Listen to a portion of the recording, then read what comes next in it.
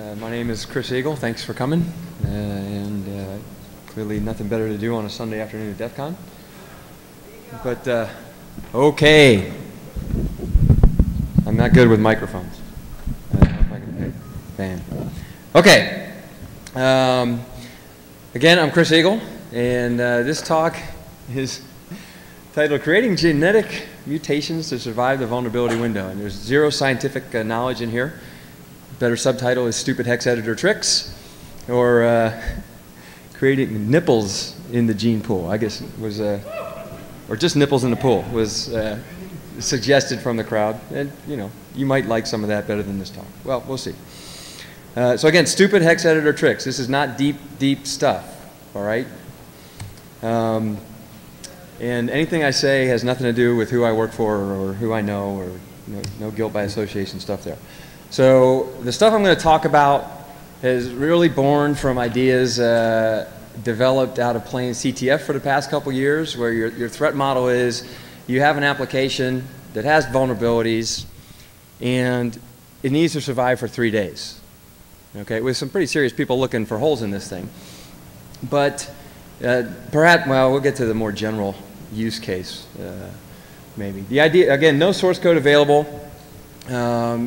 You have to run the service for whatever reason that might be. There are business cases like that. And in our case, the patch needs to survive less than 3 days. Okay? In the real world, you may not know how long the vendor will take to patch the thing, so we'll just go from there, 3 days. I'll use x86 examples as I go through this stuff. I think it could be easily adapted to other platforms. It's pretty generic techniques. Again, there's nothing really deep going on here. So a while back, Dan Geer talked about the problem with the software monoculture, in which a large number of platforms, all running essentially the same software, provide for this the capability of mass propagations of worms and such. And the idea is that in order to mitigate this sort of monoculture problem, you've got to address the similarity in all the software some way. You know, short of getting everybody to migrate to different operating systems and so on. This is again one novel approach, perhaps, or not, to go about that. So to talk about a couple things, the idea, the notion of a vulnerability window, you can talk about it a lot of different ways, but basically spans the time frame from the discovery of a vulnerability, whether it's disclosed or not, up through the time at which a patch becomes available, and then you could extend that through the delay for lazy system administrators getting the patch applied, and that's sort of a different problem. Two components, so you can break the window into two, or as I view it. You have discovery time to disclosure time, okay, which, if nothing ever gets disclosed, that could be forever. But your vulnerability in that window is a lot more difficult to pin down. Obviously, if you can spot the fact that you're vulnerable, then the thing has become somewhat public. Requires cooperation of the discoverer in order to make this thing known. It's sometimes difficult to get, or it propagates wide enough that eventually leaks out to someone who is cooperative. And during this window, you have very little defensive capability. If you're running a vulnerable application and it's accessible remotely or by whatever means, then you are probably vulnerable. Obviously, the vulnerable application in its default configurations. Then you have the time window from disclosure, okay, to the availability of a patch, okay, and that can last differing amounts of time depending on the disclosure model used by the discoverer. And during this window, you might have defense by mitigation, if you know how to mitigate the attacks. The most severe would be securing the service. But there may be other techniques, and that's sort of what I'm going to talk about. And the idea here is that we want this window to be shorter than the time it takes to automate that vulnerability and turn it into, say, a worm. Okay, because of course then all hell breaks loose, and that's where the monoculture comes into play. But if we can keep that short, then maybe we can survive through there. So in that window, what do? Okay, if we're waiting for the vendor-supplied patch, you don't have a whole lot of options. There might be a patch offered up by the discoverer. We don't see this too often. Okay, often in cooperative disclosure, the discoverer will coordinate with the vendor, and details will be released when the patch becomes available. Alternatively, the discoverer will just throw this problem out there and offer you no real means to fix it, and you're left to your own devices to understand the nature of the problem and secure the hole. Alternatively, and we don't see this too often, but we have seen a couple interesting cases in the past year or so where independent researcher provides a patch, not the person necessarily who discovered the hole, and they make this thing available. You have Ilfak Gilfanov's WMF patch that came out last year, widely touted by SANS as the way to fix that hole, and I think EI came out recently with Internet Explorer patch for some client-side vulnerabilities there. They can be controversial because who do you trust? You know, what's the software QA process that goes on these things, and what are all the interactions that they may cause with the application that they claim to patch? So there's also some controversy that goes along with these things. So if we take, well, you know, I don't want to turn anything into a disclosure debate, unlikely to happen here today. But and personally, I don't care whether you disclose or not. That's up to you. I don't care if you coordinate with a vendor or not. That's up to you. They're probably not paying for your time anyway. Yeah, and I just kind of in the school that says if you do choose to disclose, it'd be nice if you told people how to protect themselves. Okay? Don't offer a patch necessarily, but tell them, you know, why. You know, not just, hey, here's my O-Day, but maybe here's what you can do to prevent it. And you know, maybe that includes shutting down the service, but maybe there are some other things that you can do. Okay, that's kind of where I fall on all that, and I don't think it's worth getting into. There's enough of that going on.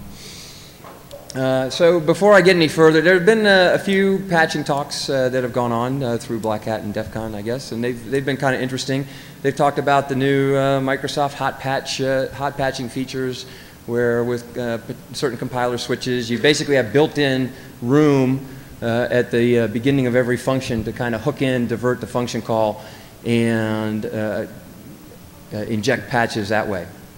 And that's not what this is all about. This is what I'm talking about here is simple changes, relatively simple changes to a binary to alter its runtime characteristics, not necessarily its behavior, sufficiently enough to foil automated exploitation attempts. Okay? Sometimes doing this is a lot easier than fixing the problem behaviorally, which may require injection of additional code to perform any kind of boundary checking, error checking, whatever it might be that you would like to do to fix the problem. Unchecked string copy. We need to add some kind of check on the length of the buffer that's going to get copied and so on. And adding those checks takes space. Space is sometimes at a premium inside a binary, and creating that space, obviously without the source code to be able to recompile it, is probably you know, a sophistication level above what I'm going to talk about here. And so finally, these things are basically security through obscurity. So again, I do not tout them as a way, as a long-term fix. Obviously, you're interested in getting the problem patched at the behavioral level, not just at the sort of characteristics level. So with that, also, they are not necessarily, in most cases, not unexploitable.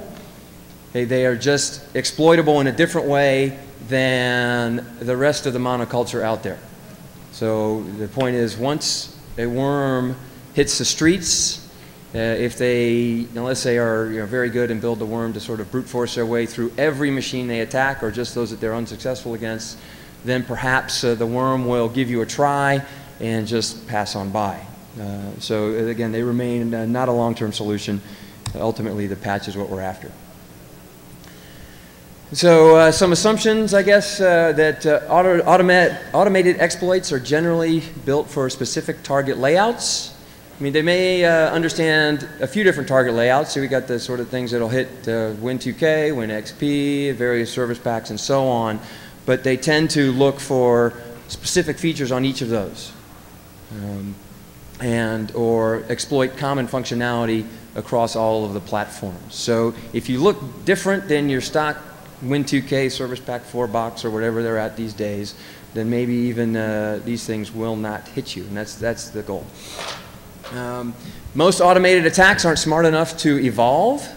Okay, these things are out there looking for the low-hanging fruit, scanning for a target list, and then iteratively hitting each target on the list. And when they fail to propagate to a target, they often just move on. Now, your dedicated, serious attacker out there who's after you individually, specifically, might realize that their stock attack is not working against you, and may then take the time to try to brute force their way into your system, okay, and ultimately they may make your way through. So this is not probably the protection that is for you if that's your threat model. Again, patches are the best bet. Okay, so into binary patching, which is ultimately where we're going. Again, it's really stupid hex editor tricks. So it's not for everybody. It's something of a black art. You need to have some familiarity, at least with the assembly language level, maybe some binary auditing, some executable file format layout issues, things like that, to understand what your opportunities are with any given binary. Is there room to add code? How much room? Can I create room? Can I divert the flow of execution to some other location where there is some room, and so on? And then what code needs to be moved to accommodate any behavioral checks that you would like to add. And unfortunately, compilers are often concerned about the size issues, not all the time, but often, and don't generally too much free space. You can find some. Sometimes you can create some if you're willing to dig into program headers and sort of spread things out. But as soon as you start messing with the virtual address layout of the binary, then you're adding an additional level of complexity on top of all your changes. And ultimately, if we want to add some new behavior and we need to use additional functions that may not be included, like a safer version of string copy which includes checks and so on, if that function was not imported by the original binary, then you have the additional task of adding the capability of the function to locate, of the binary to locate that function, and so on. So we have all these sort of cascading problems. So, some simple mutations that maybe we can deal with. The ones that are easiest involve stack mutations, and stack mutations simply alter the stack layout to something other than the stock stack layout, and I'll talk about what that is, and again, they're the simplest to perform. There are some simple heap mutations that you can do without having to add a whole lot of extra code or change too much. And the goal, again, is to just alter the heap layout so that it looks different than what the attacker expected, since some of these things require very specific knowledge of where overwrite code will land. Format string mutations, these are, again, harder and evolve more to changing the characteristics, so I don't spend a lot of time there. And then uninitialized stack variables, in which we hope to sort of alter the stack layout to move the uninitialized variable again, and that's kind of up with stack mutations in a different sort of vein.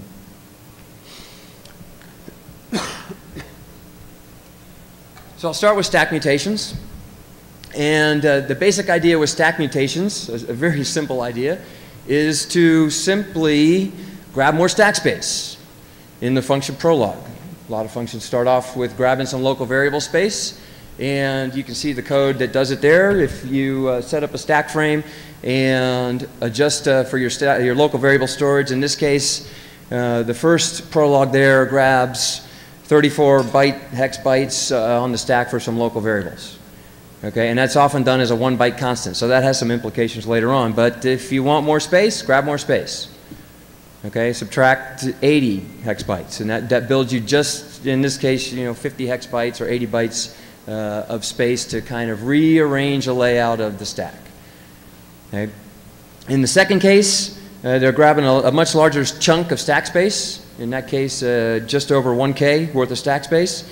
And that constant happens to be larger, and so you can make significantly larger adjustments in that case to grab a significantly larger amount of stack space and have larger variance in your rearrangement of things. In a sense, this is poor man's address space randomization, okay, when you start doing these kinds of things. Just because, again, your stack layouts, offsets, return addresses end up getting shifted around so that the stock exploits don't work. Once you grab that extra stack space, you need to sift through the code and just adjust pointers into the stack frame, which tend to be relative offsets from a frame pointer or the stack pointer itself. So in stack pointer based frames there, ESP based frames, then in actuality, ESP based frames, there's no adjustment needed for local variables, because everything just remains relative to ESP. It's just higher up in the stack space. Okay, and you've built a gap, a buffer of sorts at the bottom of the stack that just remains unused. Okay, and of course, we have to also assume that we don't care too much about memory consumption, okay, or not start grabbing too much stack space just for the hell of it.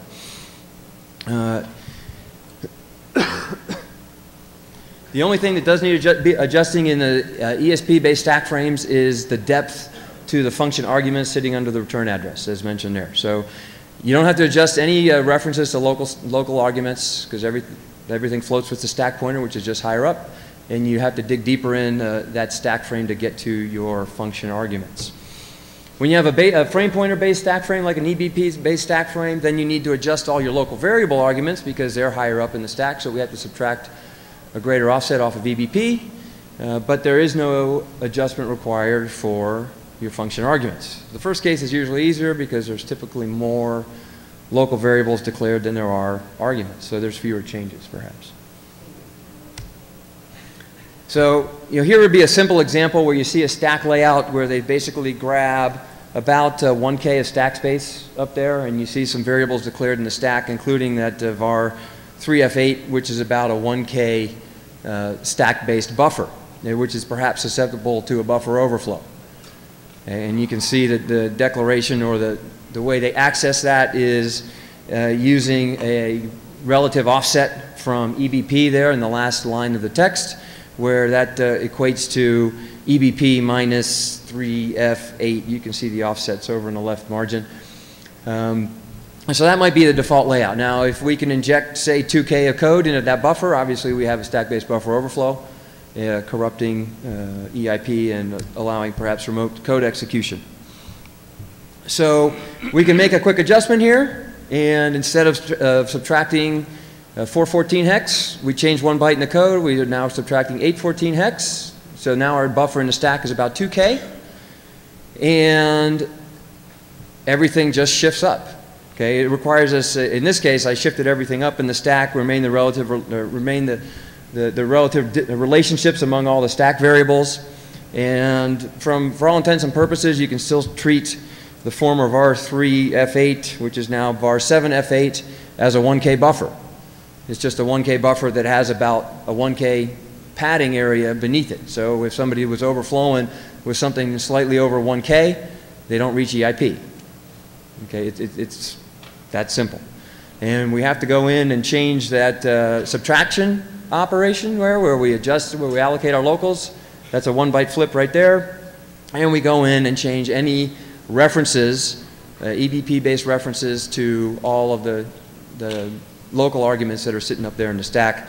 So we end up with EBP minus 7F8, and that still reaches the start of the buffer. Okay, again, not terribly sophisticated stuff. Does it remain vulnerable? Yes. Okay, is the stack layout the same as the rest of the monoculture? No. Okay, so again, maybe you survive that vulnerability window just a little bit longer. Hey, an alternative would be to simply move the buffer entirely, okay, where we don't move any of the other stack-based variables, and we again grab all the extra space and just change the offset to that single variable, the stack-based buffer, which moves to the top of the local variable space, still a 1K or 1016 byte buffer, if I did my math right, followed on the tail end by a bunch of local variables and another 1,000 bytes of padding. Okay, same sort of effect. Okay, there's a side effect here that now in order to get to EIP, the attacker also has to write through a lot of other local variables. Okay, some of which, hopefully none of which, it's poor man's canaries. Okay, if you corrupt any of these variables, you may cause, or the function may error out in a variety of different ways, hopefully cleanly. Okay, and if we error out cleanly, perhaps we'll avoid any activation of the stack-based buffer overflow. Okay, so this gets in, or sort of a small demonstration of permutations of these variables. If you can rearrange your buffers, okay, move file descriptors or something like that below an overwritable buffer, okay, then you start to inject, get perhaps some error conditions that might crop up that prevents things from getting triggered as well.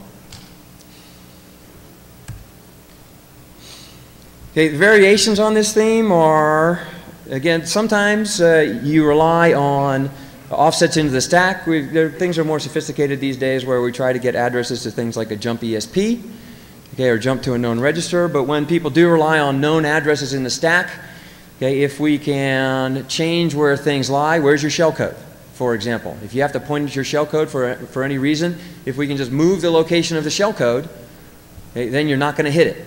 Okay, even though you might trigger the overflow, you don't land in your shellcode.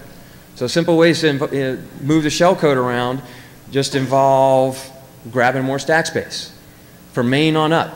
If main grabs more stack space than it needs, regardless of whether it has any stack-based buffers, then all the stack addresses for every local variable allocated by functions called from main change. Okay, so it's again, poor man's stack randomization, I suppose, is the best way to put it. No, I went backwards, I guess. Reordering local variables, I mentioned briefly that one, and just place additional locals between buffers and save return address, and so on. Hey, heap mutations, there's less we can do here without getting into the behavioral modification of the program. Okay, the easy change is that when a heap overflow occurs in fixed size buffers. So what you're looking for here is when the object that is getting overflowed out of is a fixed size object in memory, okay, malloc with a fixed size constant, okay, change the constant, grab more space.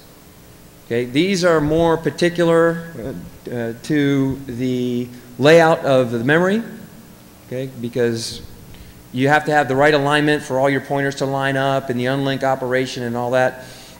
So if we can, if your object is 40 bytes it gets overflowed out of, ask for 90, ask for 100. Okay, get a larger size chunk. And then you build a little bit of padding on the backside and the attacker has a harder time finding that next frame or that next chunk in memory and lining up the pointers correctly. If the size of the chunk is computed by some mathematical operation, then you have a little more difficulty. Okay, because you're going to have to influence the math there to try to grow that size out to grab more space than you need. Again, we want to do these things where memory is not necessarily a premium. Okay, and grabbing more space can be done without bringing the system to its knees. Okay, and so the idea here is we mutate to increase the amount of space requested so that the overflow out of the heap buffer doesn't quite behave the way the attacker might want it to. Okay. Again, we're still not unexploitable. So this is just silly. Hex edit, if you have a 16-byte object that's just a data buffer or something, you're copying to that, grab 64 bytes. Okay? The attacker doesn't know you did it, unless they start brute forcing things and they get their pointers to line up beyond there, then hopefully they'll move on to the next target. Again, computed size mutations, if they're computing the size, a little more difficult because you have to influence the size of the argument to malloc. Which, even if you just want to add an arithmetic operation, you may need as many as 5 bytes in there to do that. Nothing's wrong. Format string mutations, harder to do. Okay, if it's a format string vulnerability, what you want to do is substitute your own format string in there, okay, which often involves pushing an extra argument, okay, to a format string that you can specify. And you can build format strings almost anywhere you want. Usually you can find space to do that. Use any old string that you hardly ever use. Terminate things like copyright notices and just overwrite it with the format string, and then get your pointer to the format string pushed on the stack. Just point at that string that you edit in the binary virtually anywhere. Okay, and again, as long as you can create the space to do that, you can craft format strings just anywhere in memory. Override some important string. Modify post-return stack adjustment. Oh yeah, if you that's simple binary patching stuff. Anytime you try to push extra arguments, when you have like C standard calling conventions, you're going to have to clean up after yourself. So don't ever forget to do that. Okay. So the adjustment to make. Uninitialized stack variables. Halvar spent some time talking about this over the past year or so. You have this variable in the stack that doesn't get initialized by the function, and the exploitable condition is to make some function calls that grow the stack space through that variable, leaving a value that you can predict in the uninitialized variable and hope that it gets used in a manner that's exploitable. So the idea here is move your variable, permute the stack. Okay, that way the attacker, when they're trying to lay that one value into that memory location through some sequence of calls that grows and shrinks the stack, then their picture of your uninitialized variable, where they think it is different than where it actually ends up. So even though you still don't necessarily get to initialize the thing, it's not where the attacker thought it might be. So he doesn't get to initialize it with what he had hoped either. And he's got to spend some time perhaps brute forcing through memory to try to figure out that you've done this, or again, hopefully move on. Okay, the idea here again is to hopefully not be the low-hanging fruit. Okay, you're still fruit, you're just not hanging so low. Okay, going quick. Okay, so a couple simple demonstrations. I told you this is not a real technical talk. It's just some ideas thrown out there from CTF world. That's really light text. Can people read that, or is that too light in the back? Too light? Let me see if you don't mind if I edit my slides here on the fly. What's that? Kill the lights.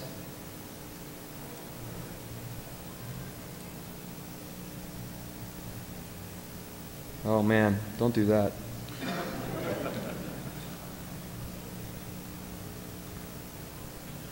Can't see my keyboard.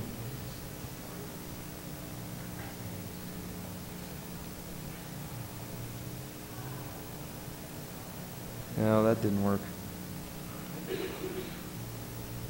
Got like bigger too, sorry.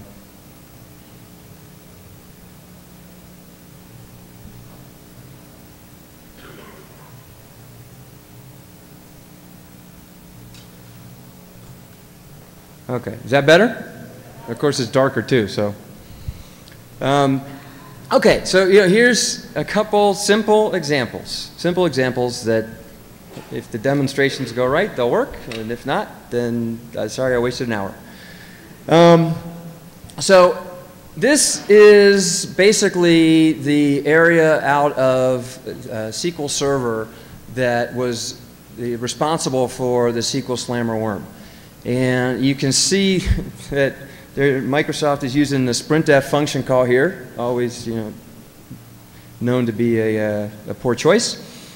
And the idea is that if you can see the snippets of strings over there in the right margin, they are sandwiching some static text around, let's see, which is it? This var, which one? Okay, I don't have a pointer, unfortunately. Right above the sprintf call, there's a push EAX. That is your buffer that's going to be the destination for all of this stuff. Okay, so if we can get a large value into that buffer represented by var24c8 at the top, okay, all that text gets squeezed in between the two static text snippets, with one being your format string and the other one that ends up on the tail. So that's a problem, because if you can see the math there, that destination buffer is, what, 84 hex bytes above EBP and so on, which was, what's that, 120, 132 bytes, not a big buffer. Okay, so if we can fill up that top buffer with enough stuff, obviously we have a buffer overflow.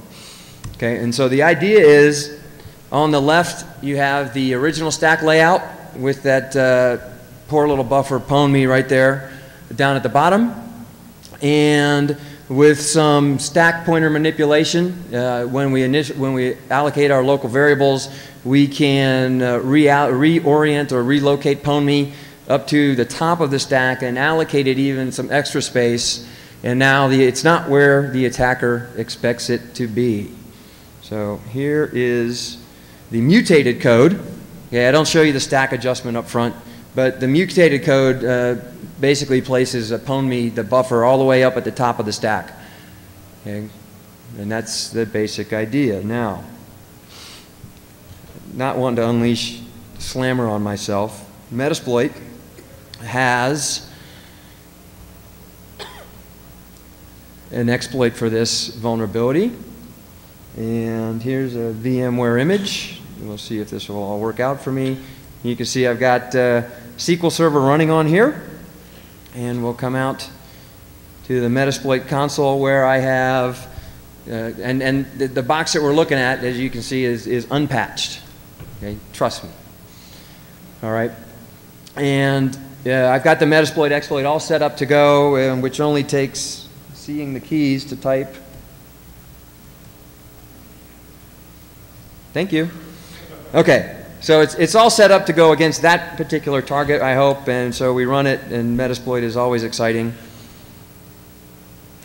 when it doesn't work.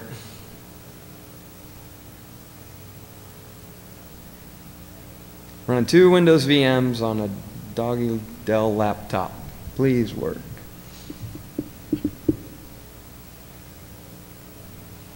Okay, there's the command prompt on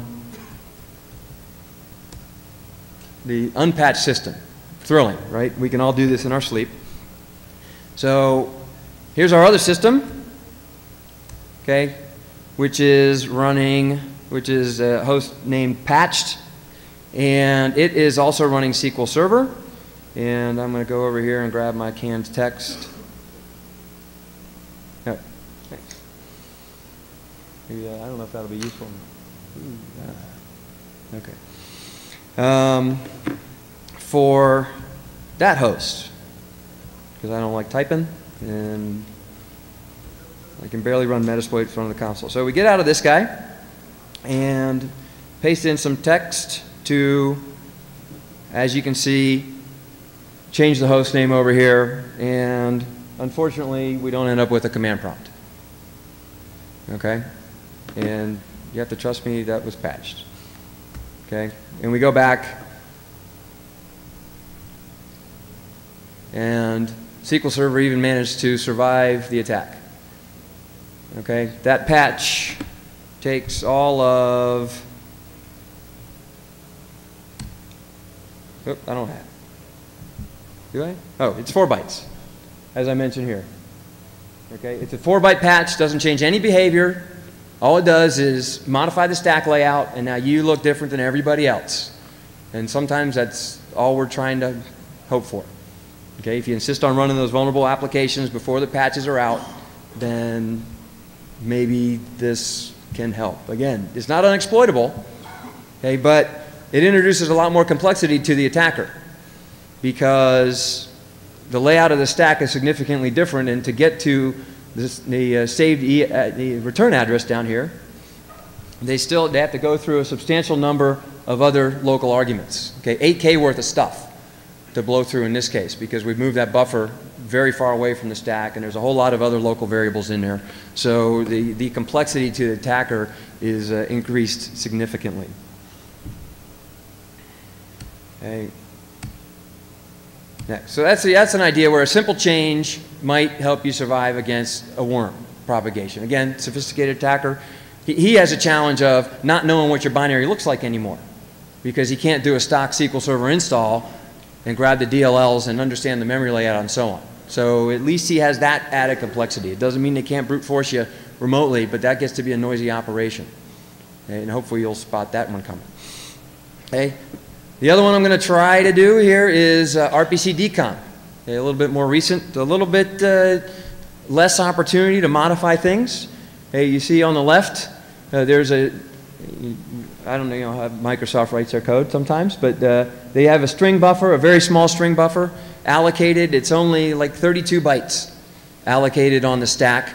And that array receives the machine name, the host name, for the host running the service, or the host lookup. And ultimately, if you go through the rest of the function, which I don't identify here, but obviously this stuff is public, that host name getting copied into that buffer results in the buffer overflow that yields the exploitable condition. Now, in this case, we don't have quite as much ability to change. They are only using a small amount of stack space. This is a 1-byte subtraction. You have to be careful. You say, well, you know, so I can subtract all the way up to FF.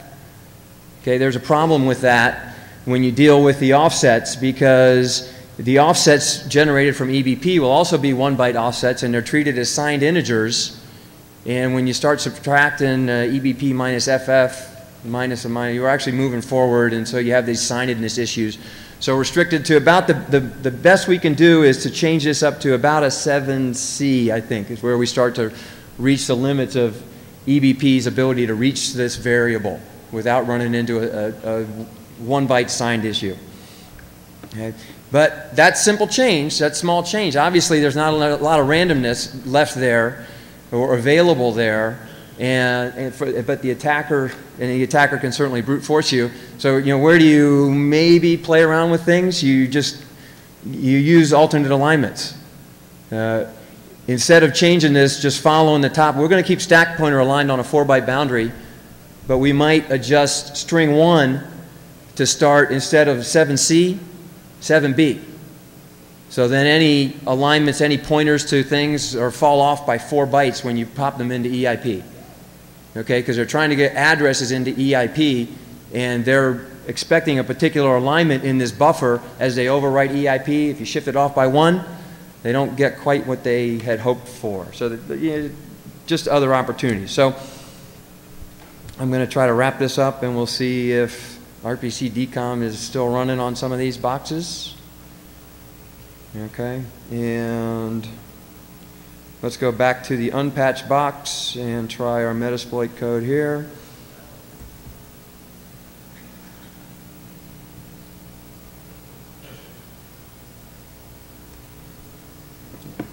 And bam, that was quick. Okay, everybody sees at the bottom I have a command prompt on the unpatched system. Okay, exit out of there, and I kind of like Metasploit in that respect. They clean up very nicely after themselves. Okay, they leave RPC-DCOM up and running, and you can come right back into the system. Okay, that's far more food than I possess. Okay, we will give the unpatched system a try. I should probably. I can't promise you DCOM's not already whacked on that box. So it's not a very good demonstration if we don't even know it's running. Hey, what's a quick command line to show that DCOM's running? RPC. Anybody know? Netstat? That works.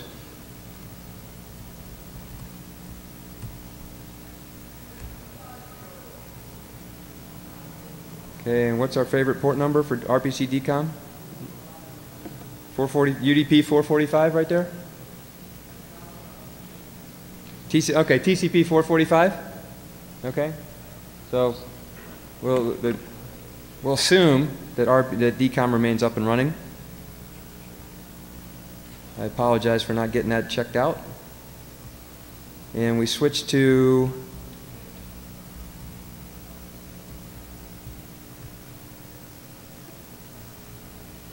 okay. We give it a go. Couldn't bind. Okay, so that simple little fix defeats the stock Metasploit exploit to get into RPC-DCOM. And we hope that the authors of the Metasploit payloads and exploits are a little bit smarter than the average worm author. Okay, since they're probably cutting and pasting that stuff anyway, right out of Metasploit. So we go back to the box and give it a go. And I think, well, it's still showing as running. I think it's probably been whacked. Okay, I'm not sure we can connect to it anymore. But that's the basic idea. And I think that about, well, I'm at 10 minutes, and that's probably going to roll into questions. Again, it's like silly silly hex editor tricks.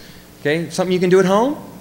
Okay, if you're not a coder, or, you don't have to again inject new code into binary, change the binary, build new DLLs, use Microsoft's hot patching compiler techniques, or wait for some third party necessarily to offer up a behavioral hotfix. Okay, if this is something that you're interested in. Works in CTF. Okay, may not migrate to the real world that well.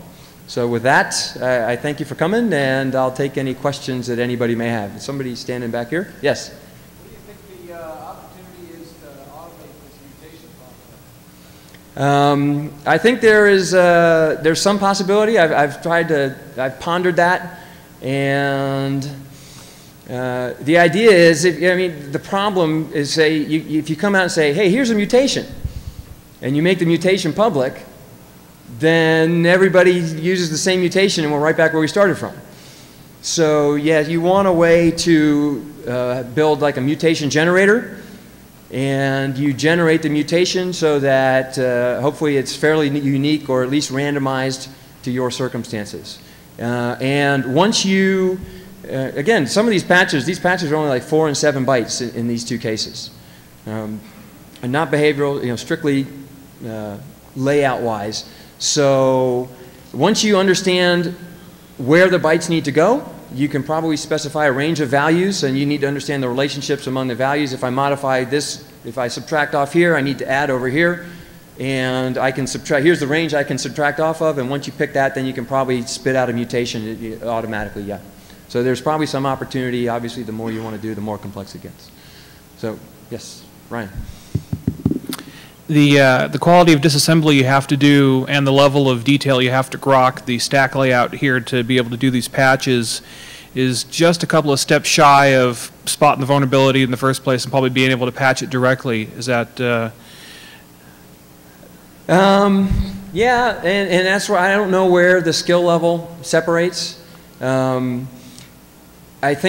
personally think it's easier to look at assembly than to take that extra step and understand the implications of trying to inject new code or shift code, or even then dig into modifying PE headers or things like that. I think it's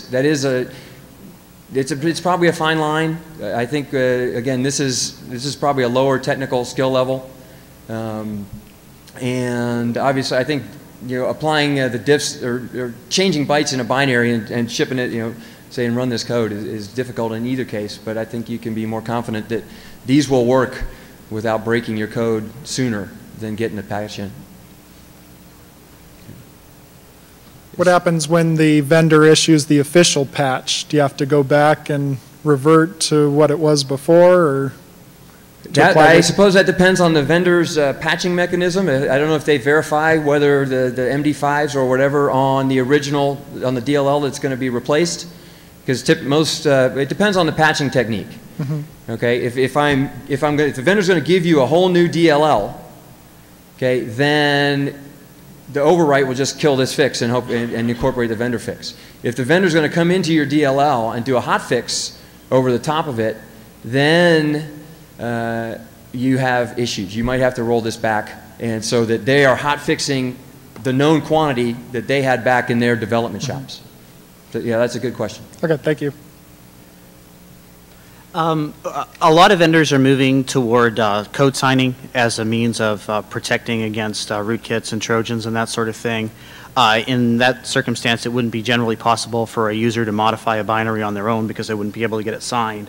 Are there any dynamic techniques that could potentially be used along these same lines to maybe hot patch something that would be able to get around the code signing?